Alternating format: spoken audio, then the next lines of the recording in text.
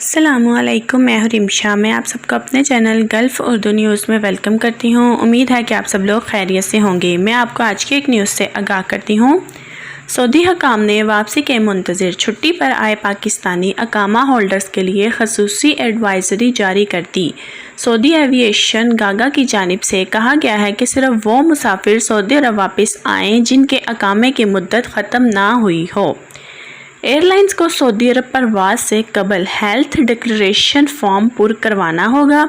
تفصیلات کے مطابق سعودی ایوی ایشن گاگا کی جانب سے کئی ماہ سے سعودی عرب واپسی کے منتظر پاکستانی اقامہ ہولڈرز کے لیے ایک خصوصی ایڈوائزری جاری کی گئی ہے۔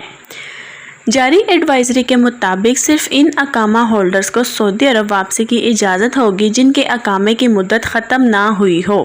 اس کے علاوہ اقامہ ہولڈر مسافروں کے لیے ہیلتھ ڈکلریشن فارم میں نئی شقیں شامل کی گئی ہیں۔ ایئر لائنز کو سعودی عرب پرواز سے قبل ہیلتھ ڈکلریشن فارم پر کرانے کی ہدایت کی گئی ہے۔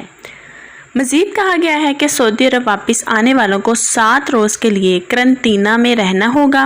سعودی حکام نے واضح کیا ہے کہ مسافروں اور ایئر لائن کے لیے جاری ہدایات پر ہر صورت عمل کرنا ہوگا۔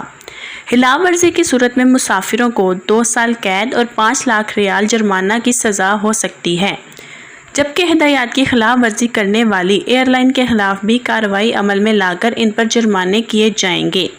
تاہم یہاں یہ واضح رہے کہ سعودی حکام نے تاحال بین الاقوامی فلائٹ آپریشن کی بحالی کا اعلان نہیں کیا۔